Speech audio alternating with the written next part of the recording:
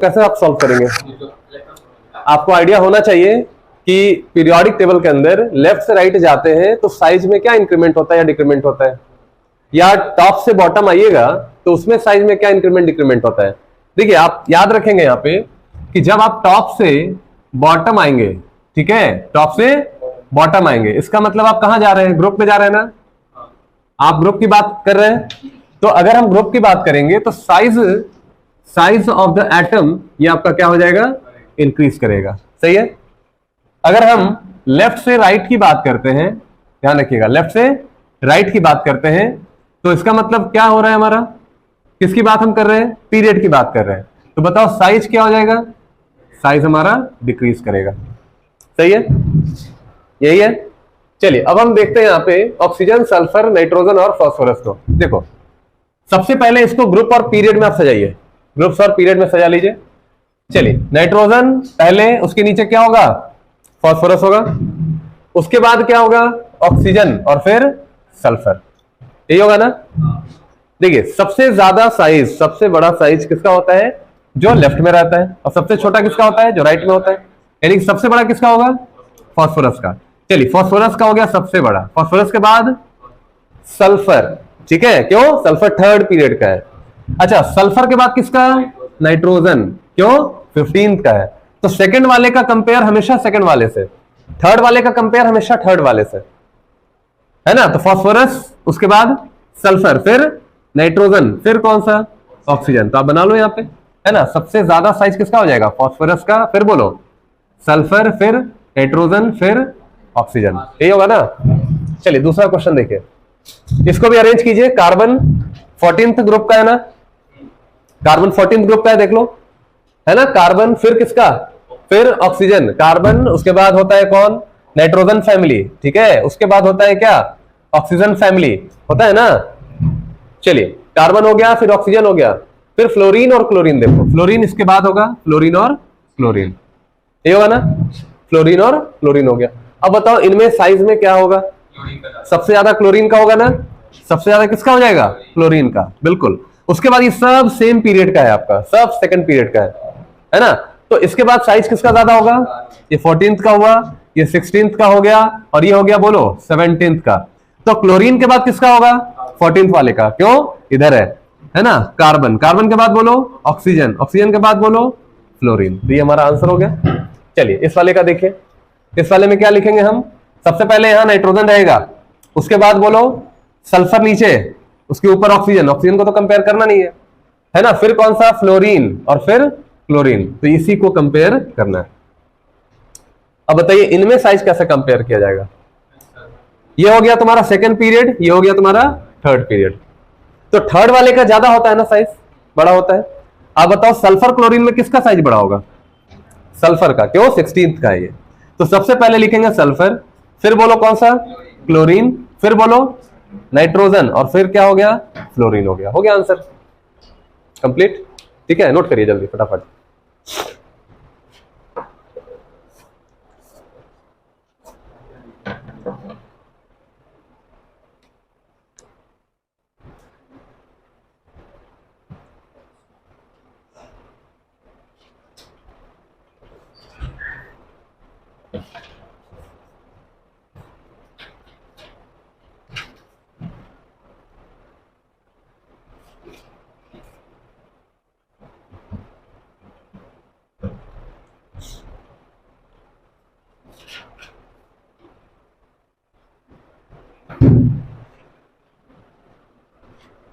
जब हम रुकेंगे ना तो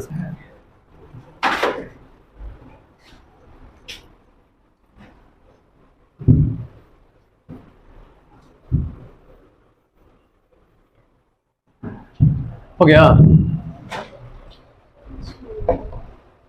चलिए कंप्लीट। देखिए ध्यान से, एटॉमिक रेडियस के अंदर देखिए, एटॉमिक रेडियस के अंदर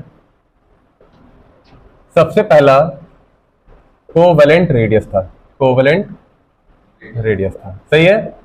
अच्छा कोवेलेंट रेडियस में क्या होता है कि जब भी दो एटम कोवेलेंट बॉन्ड से जुड़ेगा, ठीक है, कोवेलेंट बॉन्ड का मतलब क्या हुआ? इलेक्ट्रॉन्स का शेयरिंग करना। पता है ना आप लोग को कोवेलेंट बॉन्ड कैसे बनता है? इलेक्ट्रॉन्स का शेयरिंग करने से, ठीक है। और आयोनिक बॉन्ड कैसे बनता है? इलेक्ट्रॉन के ट्रांसफर के वजह से। पता है आप लोग को आयोनिक बॉन्ड कैसे बनता है? इलेक्ट्रॉन्स के ट्रांसफर के वजह से। और कोवलेंट बॉन्ड कैसे बनता है? इलेक्ट्रॉन्स के शेयरिंग के वजह से, सही है। तो देखिए कोवलेंट बॉन्ड में हमारा दो एटम है, ध्यान से देखिएगा। एक एटम ये हो गया ए नाम का, और दूसरा एटम ये हो गया, ये भी हमारा मान लो सेम एटम है, ए नाम का एटम है। और दोनों एटम आपस में क्या हुआ? इलेक्ट्रॉन्स की शेयरिंग कर लिया ना, इलेक्ट्रॉन्स का शेयरिंग हुआ। और ये जो एरिया है आपका, ये शेयर्ड इलेक्ट्रॉन वाला एरिया है, ठीक है। तो एटम ए एटम बी, अब देखिए इस वाले एटम का न्यूक्लियस हो गया और इस वाले एटम का न्यूक्लियस है। बात समझ में आ रही है? क्या हुआ? हाँ ठीक तो है, सेम सेम एटम है। नहीं बी नहीं बोल रहे, ए है। दोनों सेम एटम है, हेट्रो एटम है, मतलब होमो एटम है। होमो का मतलब क्या हुआ? सेम। हेट्रो का मतलब डिफरेंट। जैसे हाइड्रोजन मॉलिक्यूल ले लो, हाइड्रोजन एटम है ना, दोनों हाइड्रोजन एटम सेम सेम। उसी तरह से यहाँ पे दो हाइड्रोजन एटम है, तो हम ए मान के चल रहे हैं। तो देखो दोनों का न्यूक्लियस हो गया। अब बताओ दोनों का न्यूक्लियस का जो दूरी होगा यहां से यहां तक, उसको क्या बोलेंगे हम? That is called inter nuclear distance. क्या बोलेंगे इसको? Inter nuclear distance. तो DAA इसको बोला जाता है क्या? बोलिए, इंटर न्यूक्लियर डिस्टेंस, ठीक है। या इसको आप शॉर्ट में आप बॉन्ड लेंथ भी बोल सकते हैं। क्या बोल सकते हैं? Bond length. क्यों? क्योंकि एक फाइनल डिस्टेंस पे आपका आके यहाँ पे मॉलिक्यूल स्टेबल हो चुका है, ठीक है। यही DAA है, जिस डिस्टेंस पे आपका मॉलिक्यूल जो है वो स्टेबल बन चुका है। अब अगर मान लो ये कोशिश करेगा अगर अंदर आने का, तो रिपल्शन शुरू हो जाएगा। बात समझ में आ रही है? तो एक फिक्स डिस्टेंस हो गया DAA। इस डिस्टेंस के बाद आपका क्या होगा? मॉलिक्यूल ना अंदर आएगा ना मॉलिक्यूल बाहर, मतलब एटम्स ना अंदर आएगा ना बाहर जाएगा, ठीक है। तो ये फाइनल डिस्टेंस हो गया। दिस इज कॉल्ड योर क्या? Bond length. इक्विलिब्रियम डिस्टेंस इसको बोला जाता है ना, ध्यान रखिएगा। This is also called equilibrium distance कहते हैं। जो भी आपका टर्म, ठीक है, नहीं लिखे होंगे वो लिख लीजिएगा कॉपी पे, ठीक है। ये हमारा इक्विलिब्रियम डिस्टेंस हो गया। अब देखो कोवलेंट रेडियस का मतलब क्या हुआ? देखिए रेडियस कोवलेंट का मतलब क्या हुआ कि जो आपका इंटर न्यूक्लियर डिस्टेंस है, ध्यान से देखिएगा, उसका हाफ कर दो। क्या हो गया? इंटर न्यूक्लियर डिस्टेंस का आधा कर दो, हाफ कर दोगे तो क्या हो जाएगा? आपका कोवलेंट रेडियस आ जाएगा। बात समझ में आ रही है ना? तो कोवलेंट रेडियस का मतलब क्या हुआ? It is half of the inter nuclear distance when two atom is in covalent bond situation. जब दो एटम क्या हो जाए? कोवलेंट बॉन्ड सिचुएशन में रहेगा। तो देखिए हम कह सकते हैं कि कोवलेंट रेडियस जो होगा, covalent radius is the half of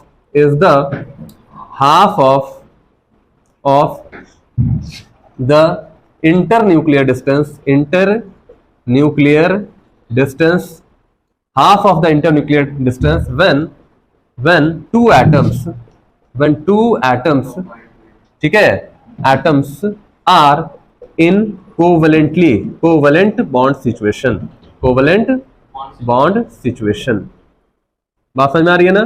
तो जब दो एटम कोवलेंट बॉन्ड सिचुएशन में रहेगा, कोवलेंट बॉन्ड बन रहा है, उस सिचुएशन में उस समय हम कह सकते हैं कि जो इंटरन्यूक्लियर डिस्टेंस है उसका आधा कर दोगे तो कोवलेंट रेडियस फाइंड हो जाएगा, ठीक है। तो अब बताओ, अब एक चीज यहां पे ध्यान से देखिए, हम जानते थे कि यहां पे देखिए यहां से लेकर यहां तक ये वाला, इसका आधा कर दो, यही हो गया ना कोवलेंट रेडियस। तो आप सोचिए कि ये जो आपका जो सरकमफेरेंस है, देखो ध्यान से, सरकमफेरेंस है वो आगे है, इधर है, और हाफ किया है तो वो अंदर की तरफ आया ना।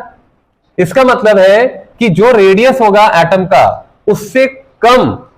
उससे कम आपका डिस्टेंस होगा या उससे कम आपका रेडियस होगा कोवलेंट वाले सिचुएशन में, है ना। एटम का रेडियस कहां से कहां तक है? यहां से लेकर यहां तक है ना, लेकिन कोवलेंट रेडियस तो यहीं तक आया ना। ध्यान से देखेंगे, कोवलेंट रेडियस तो कम हो गया, तो एटम का जो एग्जैक्ट रेडियस होता है उससे कोवलेंट रेडियस ऑलवेज कम होता है। तो यहां पे एक बात और नोट कर लीजिएगा, है ना, कि covalent radius is always less than या lesser than the exact radius of atom. बात समझ में आ रही है ना? तो कोवलेंट रेडियस हमेशा कम होता है एग्जैक्ट रेडियस से, ठीक है। क्यों? क्योंकि इलेक्ट्रॉन्स का शेयर हो रहा है, इलेक्ट्रॉन्स का शेयरिंग हो रहा है। और आपको यह भी पता है कि कभी भी देखो, आपको पता है ना, एटम के अंदर शार्प बाउंड्री नहीं होता है, कहां तक इलेक्ट्रॉन पाया जाएगा। एटम इनफाइनाइट डिस्टेंस तक उसके अंदर इलेक्ट्रॉन पाया जा सकता है। हमेशा इलेक्ट्रॉन की पाने की जो प्रोबेबिलिटी है वो ऑलवेज पॉजिटिव है, आइदर आप डिस्टेंस कितना भी आगे चले जाओ, ठीक है, कहीं भी इलेक्ट्रॉन पाया जा सकता है, इसीलिए इसका कोई शार्प बाउंड्री नहीं होता है। बात समझ आ रही है? उस दिन भी बताए थे ना शार्प बाउंड्री क्या होता है। अगर हम जमीन लेते हैं, मान लो मेरा जमीन है, ठीक है, और उसका अगर हम बाउंड्री कर देंगे तो वो क्या हो गया, मेरा वो जगह कैप्चर हो गया, उसी जगह में हमको सारा काम करना है, वही मेरा जगह हुआ, तो ये हो गया शार्प बाउंड्री, ठीक है। लेकिन अगर खुला है तो आया बैल घास चर के चल गया, है ना, हाथी भी आ सकता है, घोड़ा भी आ सकता है, बकरी भी आ सकता है, बकरा भी आ सकता है, कुछ भी आ सकता है। तो उस तरह से यहां एटम में शार्प बाउंड्री नहीं होता है, ठीक है ना। इलेक्ट्रॉन कहीं भी पाया जा सकता है, पॉजिटिव होता है, ऑलवेज पॉजिटिव होता है। इलेक्ट्रॉन्स के पाने की संभावना हमेशा पॉजिटिव होगा। हाँ बोलो, इलेक्ट्रॉन्स के पाने की संभावना ऑलवेज पॉजिटिव है, इवन हम कितना भी दूरी तक चले जाए न्यूक्लियस से, ठीक है। तो ये ध्यान में रखिएगा, कोवेलेंट रेडियस जो होगा वो इंटर न्यूक्लियर डिस्टेंस का क्या हो जाएगा, हाफ हो जाता है।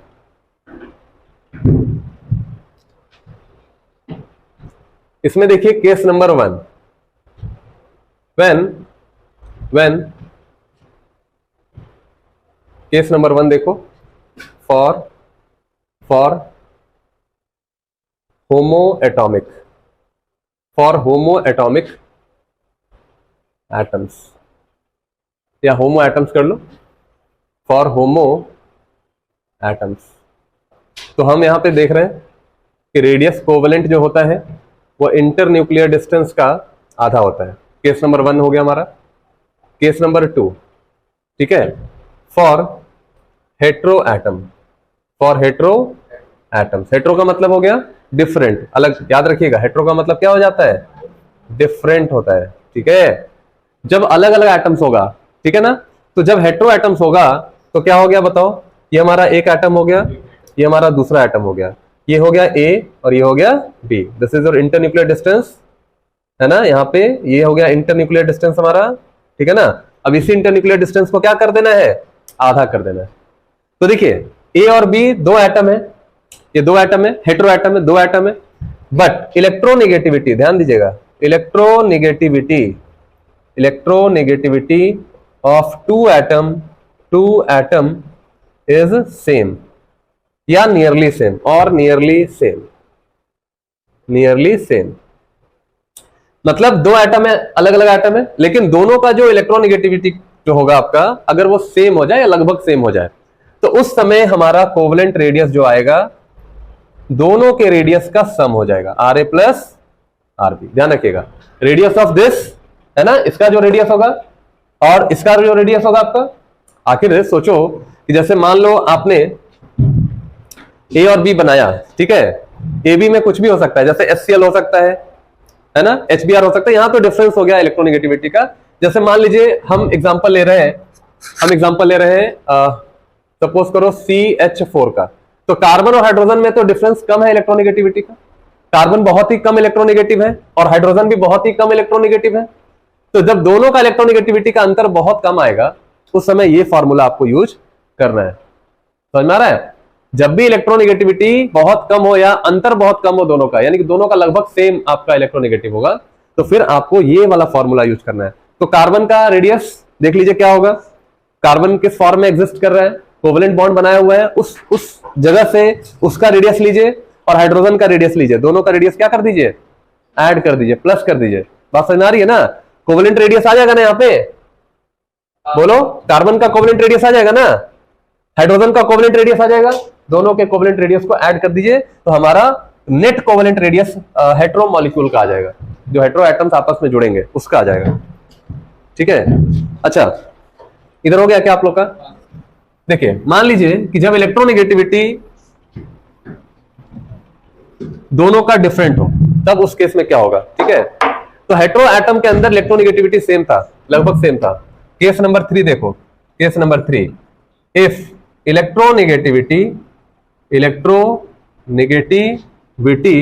Of two atom is different, जब इलेक्ट्रोनेगेटिविटी दो एटम का डिफरेंट हो जाए, ठीक है ना।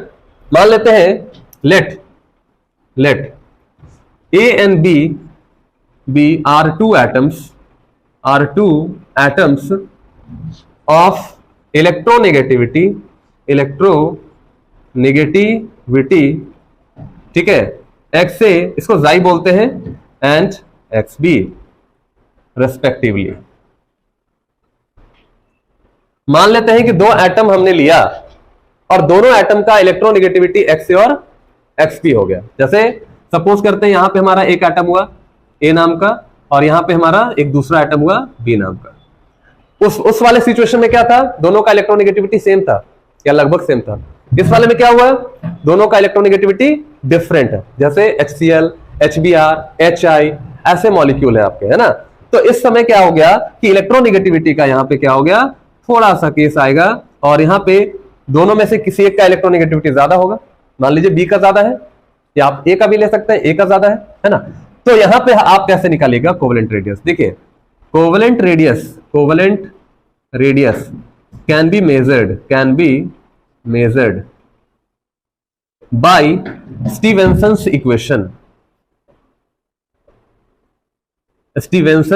इक्वेशन, ठीक है। तो कोवेलेंट रेडियस यहां पे स्टीवेंसन्स इक्वेशंस के थ्रू हम निकाल सकते हैं।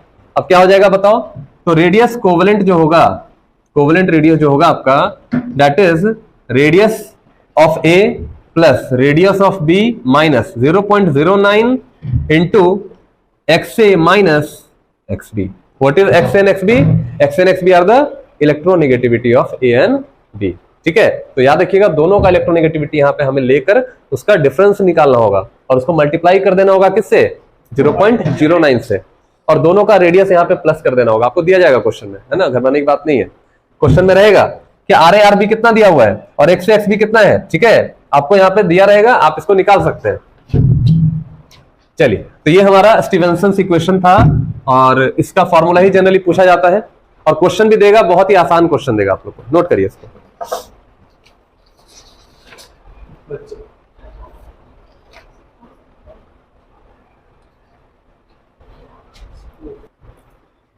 नेक्स्ट देखिए, मेटालिक रेडियस, आर मेटालिक। देखिए हमारा जो क्रिस्टल होता है, क्रिस्टल सिस्टम की बात करेंगे हम।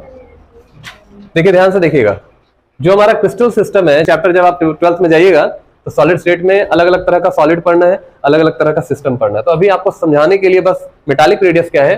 तो देखो मेटल जो होते हैं, जैसे डी ब्लॉक में जनरली हम बात कर रहे हैं, वहां के जो क्रिस्टल सिस्टम में जो एटम्स होते हैं वो इसी फॉर्मेट में प्रेजेंट होते हैं। और इसमें एक चीज आप देख रहे हैं कि जो भी एटम्स हैं वो यहां पे एक दूसरे को क्या कर रहा है, बोलो, टच कर रहा है ना।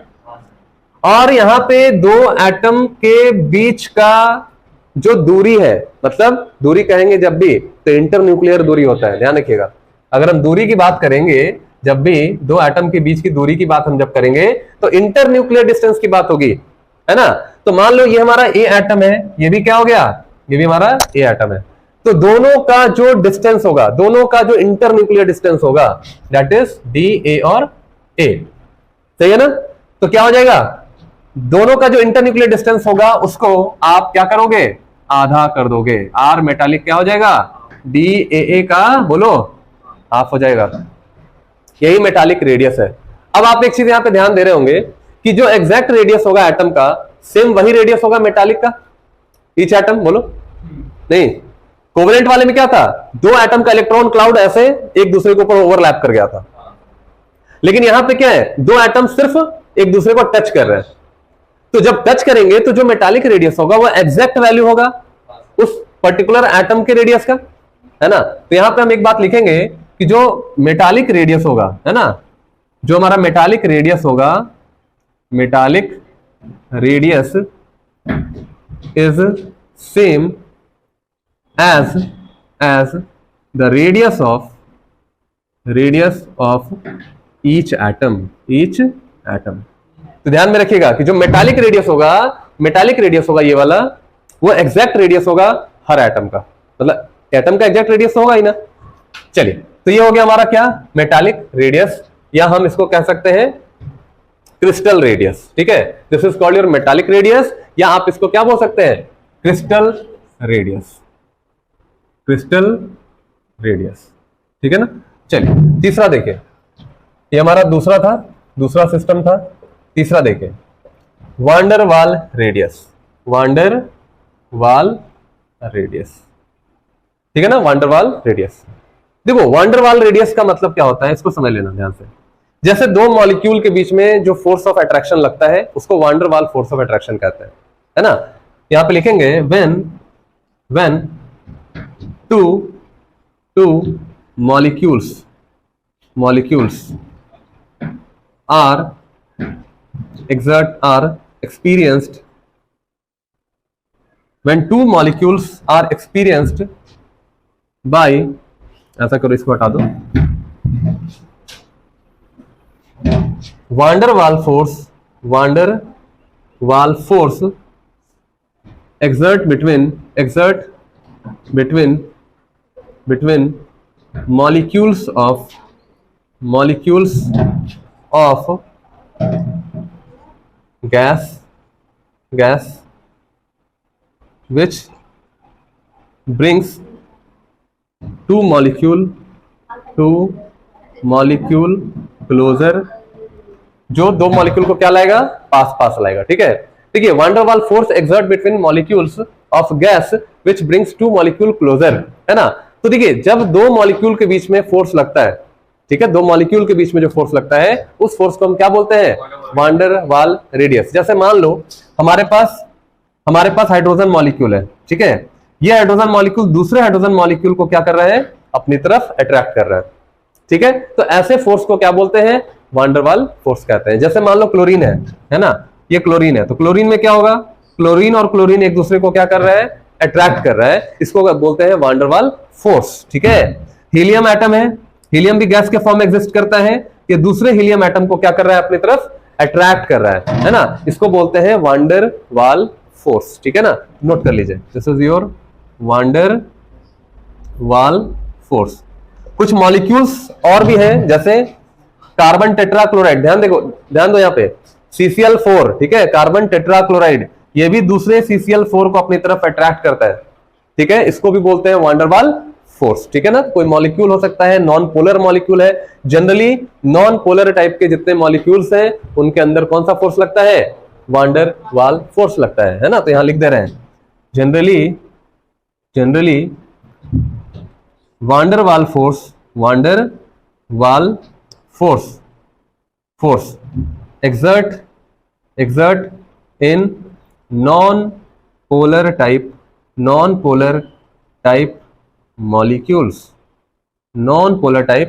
molecules, जैसे CCl4 हो गया, Cl2 हो गया, H2 हो गया, ऐसे जितने भी मॉलिक्यूल्स हैं उनके अंदर कौन सा फोर्स लग रहा है, बोलो, वांडर वाल फोर्स। इसको लंदन फोर्स भी कहते हैं, यस, इसको लंदन फोर्स भी कहते हैं, ठीक है, लंदन फोर्स भी कहते हैं, जो वीकेस्ट फोर्स होता है, मतलब बहुत ही वीक होता है ये, ठीक है। तो ये बात अच्छे से ध्यान में रखिएगा।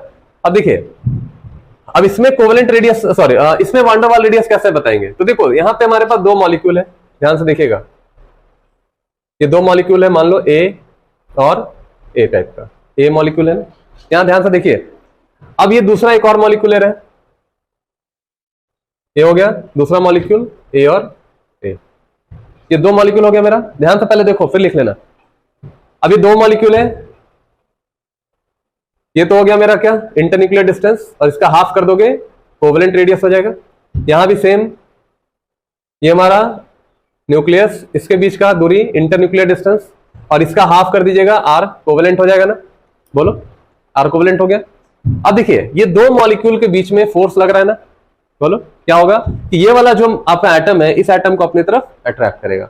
तो जो भी पास वाले एटम है इनके बीच की दूरी देखिए कितना है, बात समझ में आ रही है आप लोग को।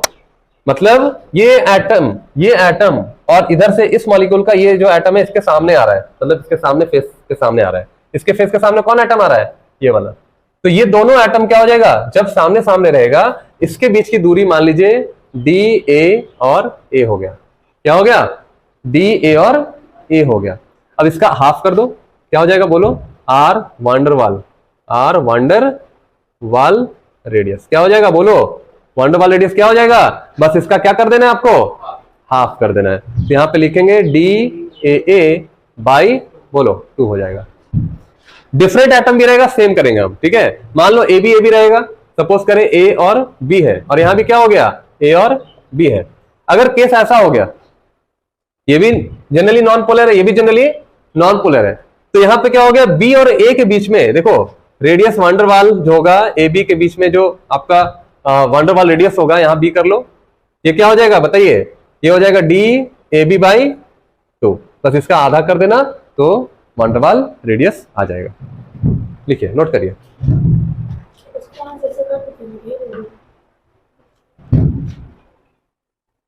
ठीक है,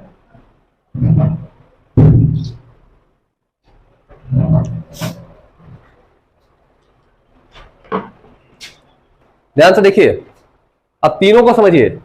एक तो था हमारा कोवेलेंट रेडियस, दूसरा क्या है मेटालिक रेडियस, और तीसरा क्या है वान डेर वाल रेडियस। अब यहां इन दोनों पेन से आपको हम समझाते हैं अभी कि तीनों रेडियस में क्या फर्क है। देखिए, दो एटम है, काफी दूर से आया और ये दोनों आपस में बॉन्ड बनाया। जब ये दोनों बॉन्ड बनाएगा तो एक इक्विलिब्रियम डिस्टेंस पे ये दोनों आपस में क्या होगा, कनेक्ट हो जाएगा, ठीक है, बॉन्ड बना लेगा। तो ये दोनों का देखो, ये दोनों का इलेक्ट्रॉन क्लाउड आपस में आकर क्या कर रहा है, इलेक्ट्रॉन्स की शेयरिंग कर रही है, कर रहा है ना। यहाँ पे ये देखो इलेक्ट्रॉन का शेयरिंग हो गया, तो इतना एरिया कॉमन हो गया ना दोनों में, देखो एरिया कॉमन हो गया, यानी कि इसके इलेक्ट्रॉन क्लाउड में ये इलेक्ट्रॉन क्लाउड अपना इंटर कर गया, इसको बोलते हैं ओवरलैपिंग, ठीक है। तो एग्जैक्ट रेडियस जो हमारा होता, उससे हमारा जो रेडियस है वो बहुत घट गया, कम हो गया। नहीं, हमारा एग्जैक्ट रेडियस ये था, देखो था ना, लेकिन क्या हुआ, इलेक्ट्रॉन क्लाउड एक दूसरे में इंटर कर गया, इससे क्या हो गया कि जो हमारा रेडियस है वो डिक्रीज कर गया, घट गया। अब आता है मेटालिक रेडियस में, तो मेटालिक वाले में क्या था कि दो एटम आपस में इस तरह से बस टच किए हुए थे, है ना। तो हम क्या देख रहे हैं कि अगर हम इसका रेडियस निकालना चाहते हैं या इसका रेडियस निकालना चाहते हैं, तो दोनों के इंटर न्यूक्लियर डिस्टेंस को ले लो और उसको क्या कर दो, आधा कर दो, हाफ कर दो, है ना। तो किसी भी मेटालिक क्रिस्टल के अंदर रेडियस अगर हम निकालना चाहते हैं, आप 12th क्लास में पढ़िएगा बहुत डिटेल, अभी हम जनरली पीरियोडिक टेबल के अंदर ऐसे ही पढ़ेंगे। तो दोनों एटम का, ठीक है, दोनों एटम का जो इंटर न्यूक्लियर डिस्टेंस होगा उसको आधा कर देना, आपका क्या निकल जाएगा, मेटालिक रेडियस आ जाएगा, ठीक। अच्छा, तीसरा हमारा क्या है, वान डेर वाल फोर्स है। अब देखो, एक मॉलिक्यूल ये है, वो मॉलिक्यूल पहले से हमारा बना हुआ है, दूसरा मॉलिक्यूल मान लो यहां पे है, सपोज करो, दो पेन देखें, एक और लाइए, बस हो गया। देखिए, एक मॉलिक्यूल ये हो गया और दूसरा मॉलिक्यूल हमारा ये हो गया, ठीक है। देखो, एक मॉलिक्यूल ये, एक मॉलिक्यूल ये, है ना। अब बताओ, इन दोनों में जो फोर्स ऑफ अट्रैक्शन होगा, ये येलो वाला, ये व्हाइट वाला, इसके बीच में अट्रैक्शन होगा ना, होगा कि नहीं होगा। ये वाला तो उधर है ना लेफ्ट में, ये वाला भी उधर राइट में है, तो ये दोनों एक दूसरे को अट्रैक्ट करेगा। अब इन दोनों के बीच में जो व्हाइट वाला है पेन, ये वाला, और ये येलो वाला, इसके बीच की जो दूरी होगी उसको आधा कर देना। बात मेरी समझ में आ रही है आप लोग को, मतलब इसके और इसके बीच की जो दूरी होगी उसको आधा कर दीजिए। अब जरा ये सोच के देखो, ये जो डिस्टेंस है, वान डेर वाल जो रेडियस है, ये सबसे ज्यादा हो गया कि नहीं बढ़ा, क्यों, ये मॉलिक्यूल में बहुत ही वीक फोर्स काम कर रहा है। मॉलिक्यूल में क्या हो रहा है, वीक फोर्स काम कर रहा है, ये मॉलिक्यूल इधर है, ये मॉलिक्यूल इधर है, ठीक है। हम ये कह रहे हैं कि जैसे ये मॉलिक्यूल के बीच में जो फोर्स ऑफ अट्रैक्शन काम कर रहा है, ये फोर्स ऑफ अट्रैक्शन क्या हो गया, बहुत ही वीक है, बहुत ही वीक है, तो मॉलिक्यूल थोड़ा सा दूर पे ही रहेगा ना। अगर वीक फोर्स काम करेगा तो मॉलिक्यूल क्या होगा, दूर दूर रहेगा। तो अगर मॉलिक्यूल दूर रहेगा तो इन दोनों के बीच की दूरी जो है वो ले लो आप, ठीक है, that is called your internuclear distance. इस एटम का न्यूक्लियस और इस एटम का न्यूक्लियस, इसके बीच की दूरी ले लीजिए, तो ज्यादा हो गया ना दूरी। अब इसको आधा कर दो, तो एग्जैक्ट रेडियस हमारा होता है रेडियस ऑफ एटम, उससे तो ज्यादा ही हो गया ना इसमें रेडियस। आप सोचो, इसका जो एग्जैक्ट रेडियस है वो यहां से लेकर यहां तक है, लेकिन अभी क्या हुआ, वान डेर वाल रेडियस देखो कहां से कहां तक, यहां से लेकर यहां तक आया, ज्यादा हुआ कि नहीं हुआ। तो van der Waals radius always metallic radius और कोवेलेंट रेडियस से ज्यादा होता है। बात मेरी समझ में आ रही है आप लोग को। तो यहां पे एक नोट पॉइंट में लिखेंगे, हाँ लीजिए, यहां पे नोट पॉइंट में एक लिखेंगे, है ना, कि रेडियस वान डेर वाल इज ग्रेटर देन, बोलो, रेडियस मेटालिक, उसके बाद कौन हो गया, मेटालिक, फिर बोलो रेडियस कोवेलेंट। कोवेलेंट रेडियस सबसे छोटा होता है, ये बहुत इंपॉर्टेंट है और कॉम्पिटिशन्स में भी पूछा जाता है ना। वंडरवाल रेडियस सबसे ज्यादा होता है, क्यों? वीक फोर्स काम कर रहा है, मॉलिक्यूल दूर दूर है और इंटरन्यूक्लियर डिस्टेंस वहां पे बहुत ज्यादा हो गया, ठीक है, और उसको आधा करिएगा तो रेडियस तो ज्यादा ही मिलेगा आपको, है ना। नोट कर लो।